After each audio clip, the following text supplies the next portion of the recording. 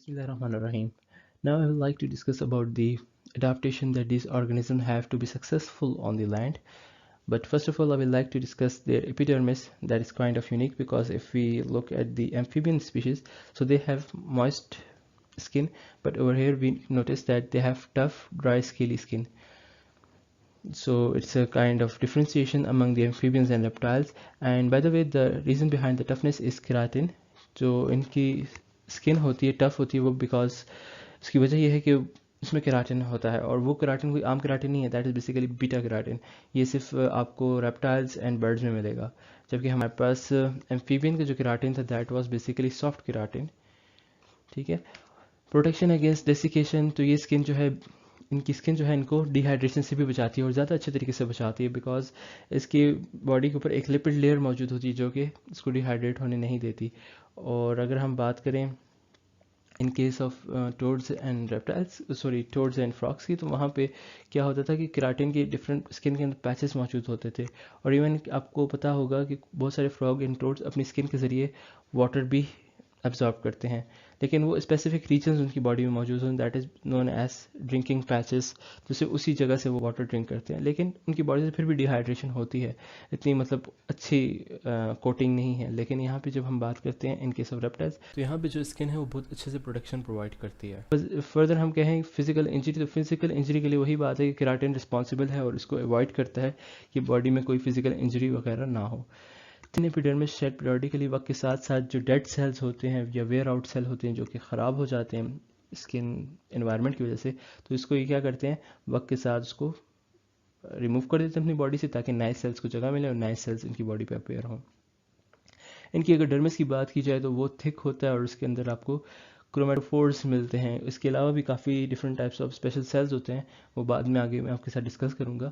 लेकिन जो क्रोमेटोफोर्स होते हैं, जो स्नेक्स को देख लें या लिजर्ड्स को देख लें, तो वहाँ पे काफ़ी एविडेंट होते हैं और बहुत अच्छे और खूबसूरत कलर्स इसी क्रोमेटोफोर्स की वजह से इनकी बॉडी पर आते हैं. ठीक है बच्चों. So they had scales of keratin as we discussed it in the previous slide. This keratin is a unique keratin also known as beta keratin that is only present in non-avian reptiles and birds. Furthermore, these scales are epidermal in origin. Epidermal. On the other hand, if we talk about the fish, so they are not homologous to the dermal scales of the fish because those scales were dermal in origin, arises from the dermis, and these scale arises from the epidermis. So they are not homologous to the bony or dermal fish scales. Okay. Fee amniotes use skin S, बहुत कम ही amniotes हैं जो कि अपनी skin को as respiratory purposes के लिए use करते हैं बिकॉज इनके जो लिपिड लेयर है एंड केराटिन लेयर है वो उनको गैस एक्सचेंज करने नहीं देता. और अगर हम बात करें वो कौन से ऐसे स्पीशीज़ हैं जो कि ऐसे रेप्टाइल्स हैं कि जो कि स्किन को यूज़ कर रहे हैं फॉर रिस्पायरेशन, तो हमारे पास कुछ सी स्नेक्स हैं जो कि अपनी स्किन को यूज़ करते हैं for the purpose of respiration.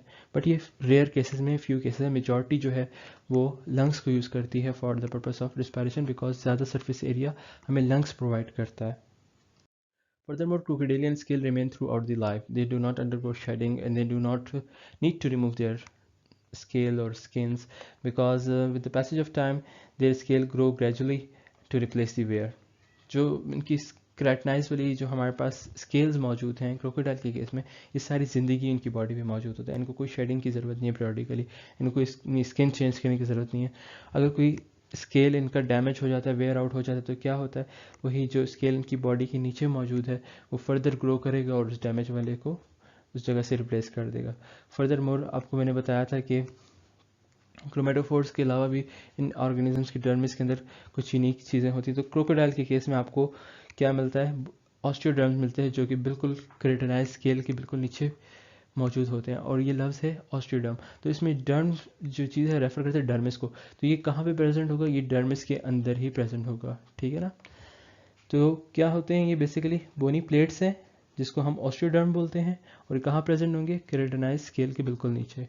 और कहाँ आपको कॉमनली नज़र आते हैं, ये आपको क्रोकोडाइल के केस में नज़र आते हैं. Got it. So similarly in the case of snake and lizards, new scale also grow beneath the old one. So it is similar to the crocodile case, but the difference here is that old scale shed with the old skin. But in case of the crocodile, their scales remain with them throughout the life. They do not undergo shedding. Furthermore, The skin of crocodile is also used to make purses, wallets, shoes, etc. And this is the reason their skin is very demanding. So our turtles also add new layers of keratin under the old one. But here they have special plate-like structure that is known as scutes, which is a modified form of these scales. Anyhow, this is a turtle and they have two shells. One is present on the dorsal side and other one is present on the ventral side. The dorsal one is known as carapace and the ventral one is known as plastron. Remember it. When snake skins turn old and need to be shed, for that purpose they usually move to a hard object like rock or wooden log and rub their mouth or nose region so that a rip create in that area. After that they simply do inside out movement to shed their skin. Here are a few images that are showing that how a snake is doing shedding. See how beautiful they are. So similarly, if lizard skin turn old or need to shed, so they simply split it into two halves and leave it outside the body. Or the other way is they dispose of their old skin into pieces. Here are a few images, like here it is just doing splitting and here the skin is just getting off in the form of small pieces.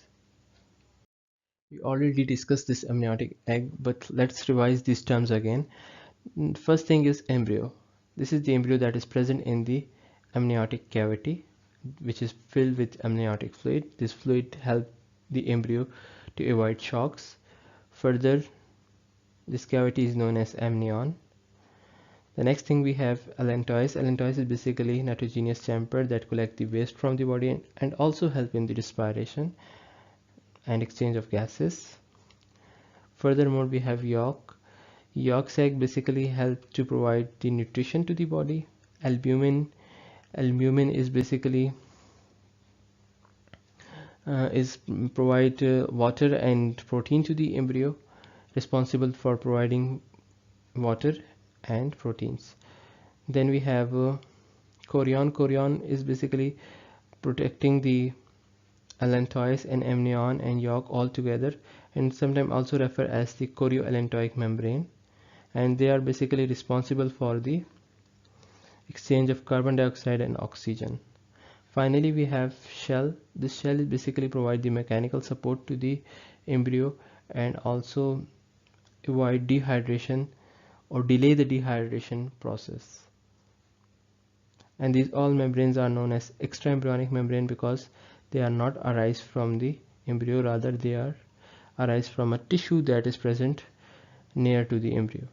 After the innovation of this egg, reptiles were no more bounded to the aqueous environment or water bodies. They were free to lay eggs anywhere on the land or in the sheltered locations. Furthermore, their young hatches as lung-breathing juveniles, not aquatic larvae. So now completely aquatic larvae form is abandoned, no axolotl, no tadpole-like structure, just direct miniature form of their parent. Juvenile is basically referred to the small miniature form of the parent that resemble to the parent in all ways. So this amniotic egg basically widened the division between the amphibians and reptiles. As you may know that amphibians egg were simple and had no shell-like covering. Further, they were bounded to the water bodies. On the other hand, reptile eggs were unique. They had shell-like covering. They have all necessary membranes for the development of the embryo. Furthermore, they they were not bounded to the aquatic bodies or aqueous environment. Reptiles can easily lay their eggs anywhere on the land. Moreover, this egg innovation greatly contributed to the decline of the amphibian and the rise of the reptile, because you may know now they are not restricted to the water bodies. They are free to move anywhere on the land. They don't need water bodies close to themselves for the reproduction purposes or for any other needs. They are now free because they have tough skin, they have good protection against dehydration.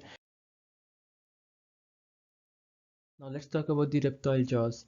Reptile jaws were basically designed for crushing the prey, and they had much more power and much more force comparative to fish or amphibian jaw that was basically designed for the closure and had very little force if we compare their force with the reptile ones. Moreover, the reptile jaws muscles were larger and longer, and they were basically arranged in such a way that they provide maximum mechanical advantage to the reptile species. So it was a great modification for the reptiles that was basically helping them to capture good prey with much more energy, and basically unlocking many possibilities for them. So now another important innovation in case of reptile we will see is copulatory organs. These copulatory organs was necessary for the purpose of fertilization. As you may know that the eggs of the reptile were hard and shelled eggs. So it was not possible for the sperm to penetrate those eggs. For this purpose, they evolve these structures which help them in fertilization. They mostly do internal fertilization to fertilize their shelled eggs.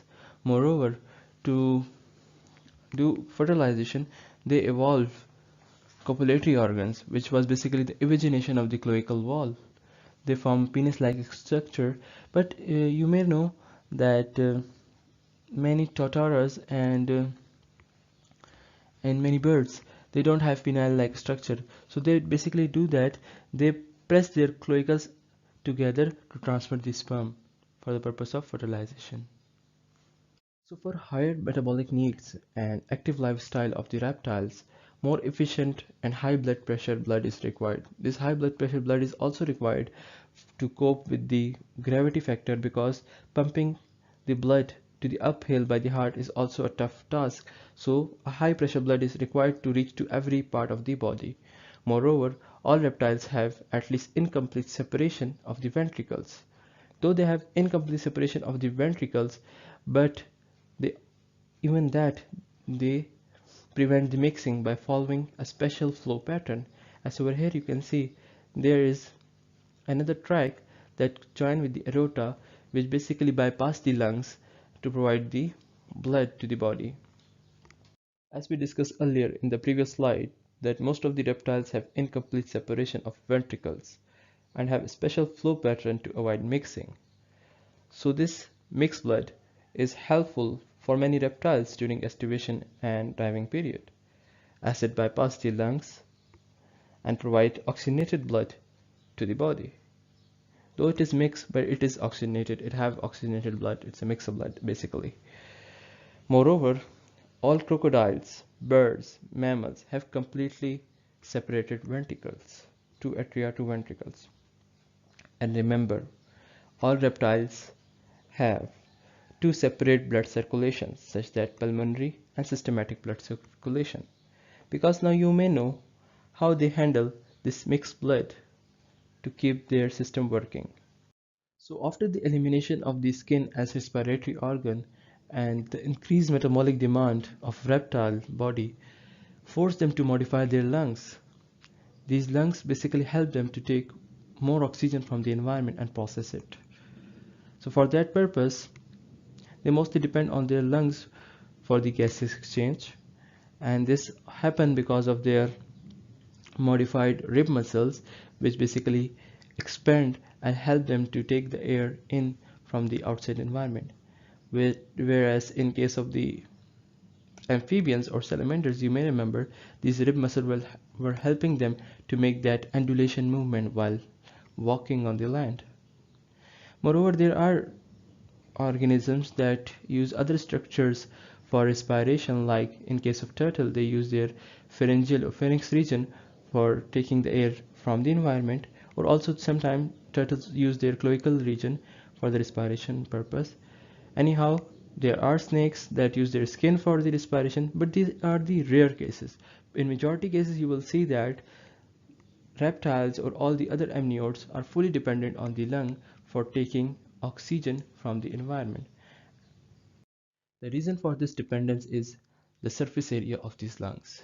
They have much larger surface area comparative to all those amphibians or fishes you may have studied earlier. So this ability gives them more air from the environment. This adaptation or this evolution or this mechanism all support them to get more oxygen from the environment and process it for the high metabolic rate of their body. So air is sucked into the lungs rather than forced in by the mouth muscle, which was basically happening in case of the Amphibians and fishes, some flying fishes, were also using their muscles to capture the air from the environment and push it into the lungs. But here you will see they are negative pressure breathers. They don't need to push the air inside their lungs. They just expand their thoracic region or rib muscles, so air automatically fills that thoracic region and provide them sufficient air for breathing. So skin breathing is completely abundant in most of the organism. Remember, those sea snakes are exceptional cases. So in case of reptile, their kidney is much more advanced comparative to those amphibians, because here you will see metanephric kind of kidney. This metanephric kind of kidney will be present in the birds, mammals, and even in the reptiles. It is the advanced or final form of the kidney that you can see in the case of evolution.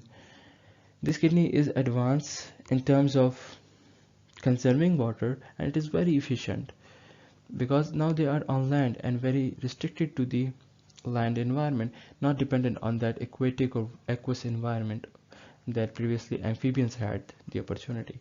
So that in amphibians you may note that they release ammonia mostly in their early stages, or if you notice fishes, they also release ammonia as a excretory product of their body. So in case of reptiles, you will notice that they release uric acid, and also fishes also release, sorry, birds also release uric acid rather than urea or ammonia. Only mammals release urea, and these uric acid and urea both are non-toxic. They are not very toxic comparative to the ammonia, and the form of the uric acid is basically a semi-solid paste. It is like a paste that their body release oftenly, and you may notice that these lizards and snakes are not good at conserving um, their urine.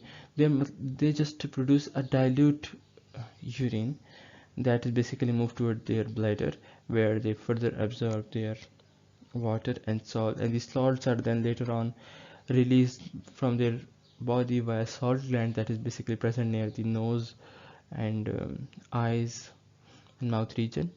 Moreover, this salt is very hyperosmotic, just concentrated with salt, and they are not good with the concentrating their urine in their body.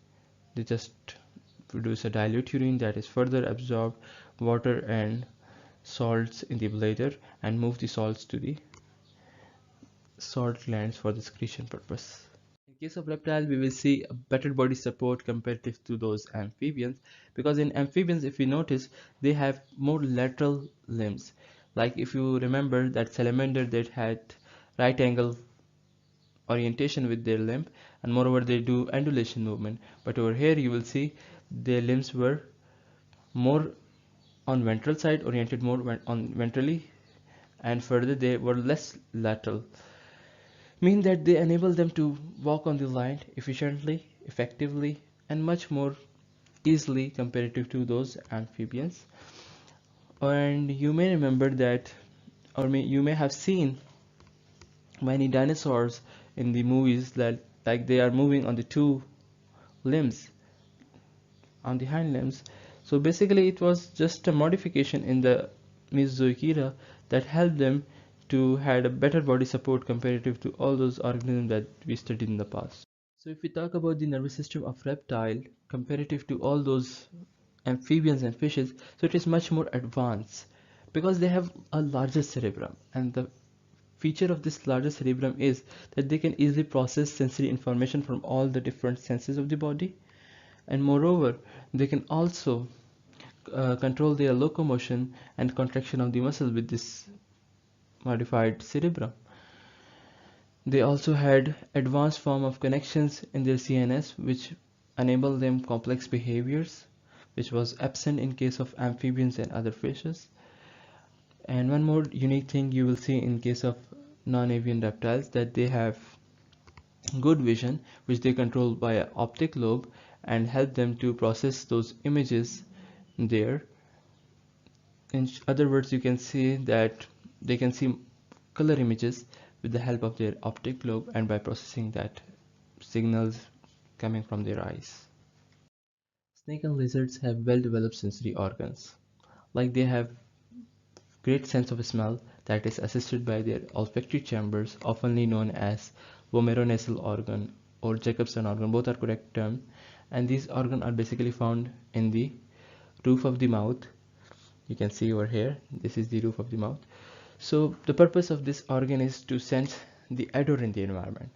So they basically do like this, like they extend their tongue and attach all the odor particles with their tongue. Then they retract their tongue and the particles are mixed with the fluid present in the tongue, and finally this mixture is delivered to the vomeronasal organ, which senses the odor or the source of the odor and transfer this information to the brain for processing. Anyhow, these lizards and snakes have poorly developed hearing ability, and some other lizards also had a special sense to detect the ultraviolet or infrared light. So there are modifications in case of lizards and snake, and this is provided by the nature to them.